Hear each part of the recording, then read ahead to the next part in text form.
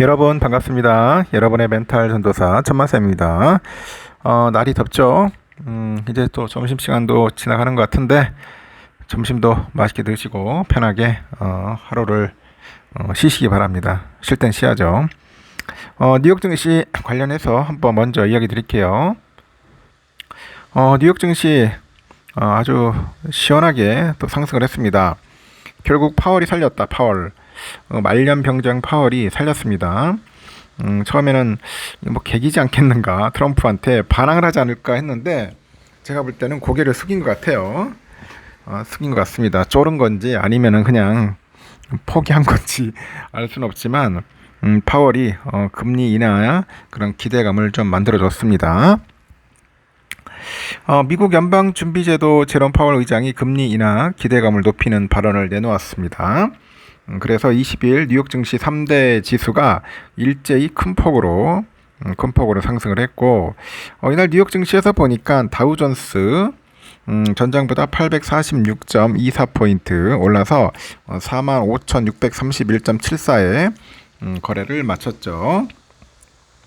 S&P 500도 전장보다 96.74포인트 올라서 6,466.91, 기술주 중심의 나스닥도 전장보다 396.2포인트 올라서 21,496.54에 각각 마감을 해요. 특히 다우는 작년 12월 기록한 사상 최고치를 경신했죠. 이렇게 S&P 500 지수는 6개월 만에 반등을 해서 지난 14일 기록한 사상 최고치 6,468.54에 근접을 했고, 나스닥은 4거래일 만에 상승세로 돌아섰습니다. 이렇게 다우하고 나스닥이 이날 오전 2% 넘게 올랐다가 오후 들어서 이제 상승폭을 일부 이제 줄인 거죠. 그래서 S&P 500은 그 주요 종목들이 대부분 상승 마감한 상황에서 특히 낙폭이 컸던 이 대형 기술주들의 반등이 좀 두드러지더라고요. 기술주들이 슈팅을 했죠. 시가총액 1등 엔비디아가 1.72%, 구글 알파벳 3.04, 아마존 3.10 이렇게 올랐습니다.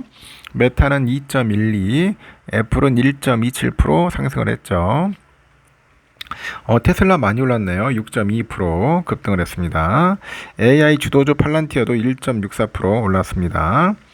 시장은 그동안 금리 인하를 기대해 왔는데 실물 경제에 본격적으로 반영되기 시작한 이 관세 영향과 물가 상승 조짐, 그리고 비교적 견조한 고용 지표, 이걸로 연준의 금리 인하가 어려울 수 있다는 전망에 무게가 실리면서 투자 심리가 냉각되는 양상이었죠.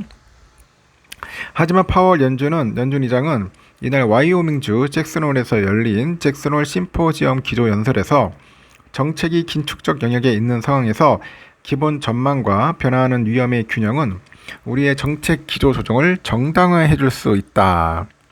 정당화해 줄 수 있다고 밝혔습니다. 파월 의장은 연준의 양대 책무인 완전 고용과 물가 안정 사이에서 위험 요소들의 균형이 변화하고 있다는 것으로 이제 보인다는 거죠.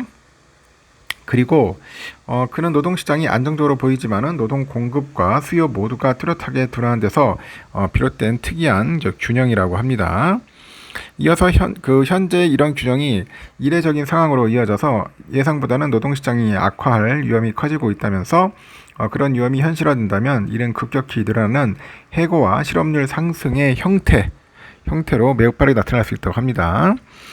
이런 관점에서 향후 금리 정책 기조에 변화를 줄 수 있다는 것이 그의 설명이죠. 그는 또 연준의 기준금리가 1년 전과 비교를 했을 때 1%포인트 낮고 실업률도 여전히 낮다면서 이런 여건이 우리가 정책 기조 변경을 고려할 때 신중하게 나아갈 수 있다고 합니다. 시장은 파월 의장의 이런 발언이 금리 인하 가능성을 시사한 것으로 해석이 되고, 시카고 상품거래소 패드워치에 따르니까 금리 선물 시장은 오는 9월 FOMC 회의에서 연준이 금리를 0.25% 내릴 확률은 약 83%로 반영을 했어요. 전날에 75에서 이제 상향된 수치죠. 미국 월간 월스트리트 저널 등 주요 매체들도 파월이 고용시장 우려를 강조하면서 금리 인하 가능성을 시사를 했습니다. 10년 만기 미 국채 수익률은 전날에 4.33% 수준에서 이달은 4.25%로 하락을 했고 통화 정책에 민감한 2년 만기 미 국채 수익률도 전날보다 0.1포인트 내려서 3.69% 기록하는 등 채권 시장도 눈에 띄게 움직였습니다. 하여튼 파월이 살렸다. 파월이 살렸습니다. 참 파월이 안 했으면은 큰일 날 뻔했어요. 근데 웃긴 게 환율이 겁나 떨어져요. 환율이 1384.80 1.19% 빠졌더라고요.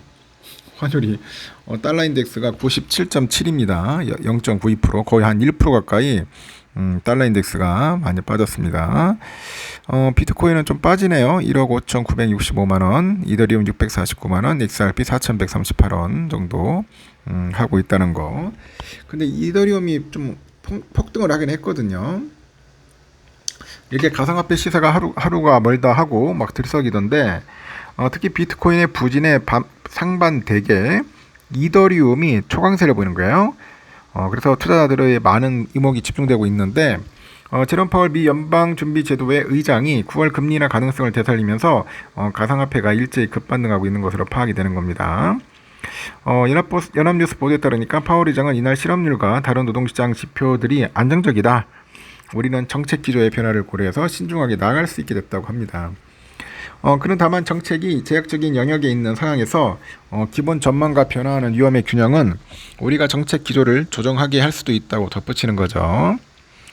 미국 가상화폐 거래소 코인베이스에 보니까 이날 오후 8시 정도에 비트코인 한 개당 가격이 24시간 전보다 3.92%나 오르더라고요. 11만 6,800달러 정도 거래됐습니다.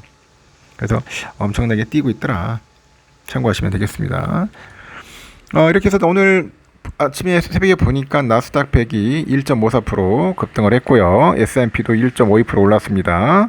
다우 운송이 3.29% 올랐고 다우도 1.89% 그리고 필라델피아도 2.7% 다시 초급등을 했어요. 그리고 다행스럽게 엔비디아가 1.72% 올랐습니다.